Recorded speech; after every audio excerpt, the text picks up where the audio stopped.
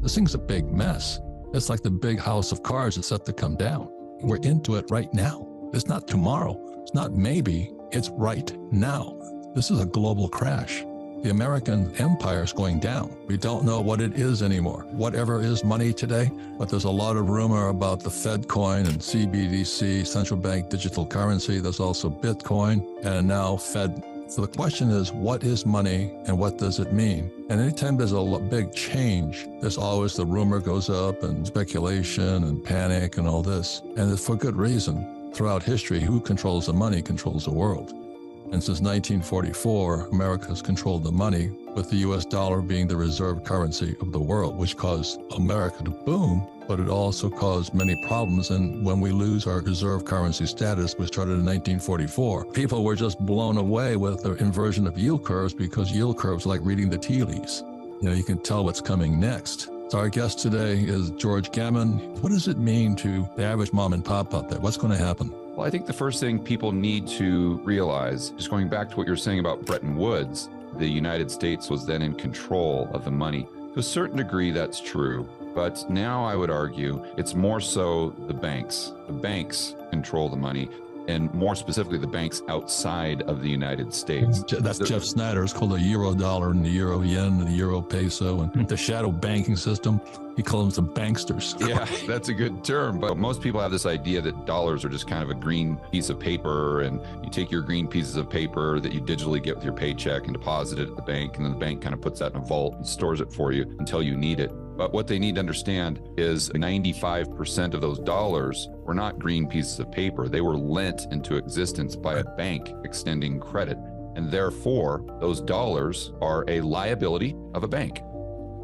If your listeners have an account with Wells Fargo or Chase, B of A, something like that, and what the depositors found out very quickly with Silicon Valley Bank is that those dollars, which they considered assets, you got $100,000 in your account, that's your asset, but that was a liability of a bank. They weren't putting it in a vault. They were actually taking your money and they were lending it out, and you just had to trust that that bank was going to pay you back. The thing people should really be worried about as far as a central bank digital currency isn't necessarily a competing currency to the dollar. It's not necessarily a Fed coin or Janet Yellen coming out and saying, okay, now we're going to start using this Cbdc. So whether you guys like it or not, we're just going to force you guys to use this and ban cash. But what a Cbdc really is, when you look at the mechanics and the financial plumbing, it's just the individual taking their account that they now have with Wells Fargo, that's a liability of Wells Fargo, and simply moving it to the Federal Reserve. This is what we really need to push back against, assuming that you value freedom, liberty, free market capitalism, and especially your privacy. Because all those Orwellian things that we have heard of that we don't want to come to fruition, those cannot happen unless your dollars are on Fed's balance sheet, that your bank goes from being Wells Fargo to Jerome Powell and the FOMC. And fortunately, the good news is that it's currently illegal for an individual in the real economy. So you have $1 million or 100,000, that's your asset. But the moment you put it in the bank, it becomes the bank's liability. The banksters have to then take your money and they have to buy another type of asset to make sure they can pay you the interest on your savings here. What they put the money into is all these debts and all these things. The bank's assets went bad, and that's when the runs of the banks start. People want their savings back. And that's where we're in serious, serious trouble right now. And then when you talk about Orwellian, George Orwell wrote 1984. And what 1984 is, Big Brother is watching. And the big concern with Fed now, or Fed coin, central bank digital currency, Cbdc, is that we lose our privacy, that they'll track us. They'll track every move because they'll know everything we're spending money on, what we spend it on, who we give it to, and all this. So it becomes George Orwell's 1984. Big Brother will watch you via our money. That's one of the many problems, Robert. People like me panic. I said, oh my God, they're going to track me. I don't want them to know where I'm spending my money. It's none of their business. But now with blockchain and all this, they can track anything they want.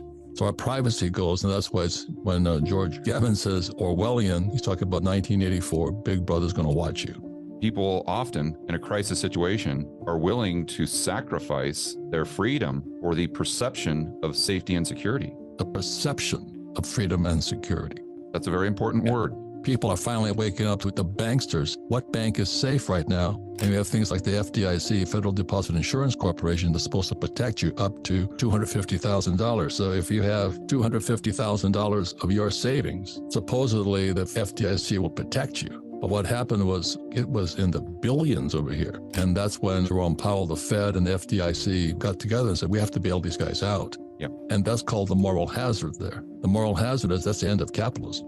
You know, how do you bail out the rich? But this whole thing is, the scientific term is one big effing mess. Trust has gone out.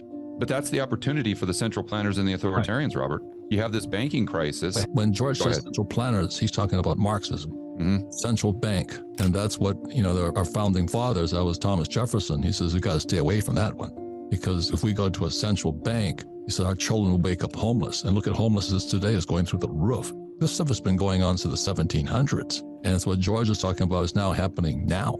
And everybody can sort of see it. And that's why the FDIC are panicking, because if you have like $250,000, let's say you have $1 million, does that mean you only get $250,000 back if you lose everything? Or is the FDIC, the Federal Deposit Insurance Corporation, going to bail out your $1 million too? And that's the uncertainty, because money is confidence, and our confidence is gone today. Yeah, very well said. And I'd like to point out that the FDIC, they don't have that much. At the most, 200 billion, probably a lot less now. But let's keep in mind that there's roughly $18 trillion in deposits in the United States. That math doesn't work when the FDIC only has 200 billion. The Eurodollar means European dollar. It's dollars outside of America, which are then creating more money outside of America. There's trillions of euro dollars as well as US dollars. This thing's a big mess. It's like the big house of cards that's set to come down. And that's my concern, that the central planners, the Marxists, are going to leverage that crisis situation. You know, their motto is you never let a good crisis go to waste. Correct. If we continue to see problems in the banking system that exceed the FDIC's ability to patch up the holes, then, of course, they come in on their white horse saying, well, we've got the solution. All you have to do is take your dollars from these unsafe commercial banks and just move them to the safest bank in the world, which is the Federal Reserve, which is the central bank. And people see that as, oh, that little bit, that perceived security and safety, they give up their freedom. But what they don't realize is they're doing a deal with the devil. I went to military school. We don't say it so politely. It says it's time to bend over and pick up the soap. You don't know where it's going to come from anymore. Right. Because the cash is trash right now. You know, and Rich Dad Poor Dad says savers are losers. The rich don't work for money and all these things. And we had this big 3-day here in Scottsdale. And we were talking about how the entrepreneurs like me, I stay out of paper. Anything that's printed. Took a company public. I own the paper. The IPO produces the shares, but I own the shares. I don't want to buy somebody else's shares of somebody else's company, because that's what another term is called counterparty risk. It's in control of somebody else, not me. It kind of bugs me. We're heading into it right now. It's not tomorrow. It's not maybe. It's right now. I used the example of a tsunami. Yeah. I think that paints a perfect mental picture for people, because we know that a tsunami, when it's way out at sea, although you have this powerful force that's coming at land at 100, 200 miles per hour, you can't see it. They could go right under a boat and they wouldn't even know. But what happens are there are these detection buoys that advanced countries have. They're 100 miles out off of shore, let's just say. And that detection buoy can feel, or it can sense that force coming toward the shore. And so then it sends a signal up to a satellite, and that satellite signals the scientists that are on the shore to go ahead and warn the general public. They don't know exactly when it's going to hit. They don't know where it's going to hit or how it's going to play out, but they just know this thing is headed at you at 100 miles per hour. That is basically what the yield curve does for us. Okay, so what we're saying, ladies and gentlemen, it's here. The crack in the foundation is now showing. Crack is shown in how fake this whole system is, this whole monetary system that just creates money out of nothing. And when America started paying its bills just by creating money out of nothing, it's going to come back. And right now, the BRICS nations, Brazil, Russia, India, China, South Africa, Saudi Arabia, Mexico, Japan, possibly New Zealand and Australia, the American empire is going down. And that means the dollar is possibly going down. We're here right now. You know, all these real estate investment trusts, it's just foolish to me. I won't touch that stuff because it's all fake.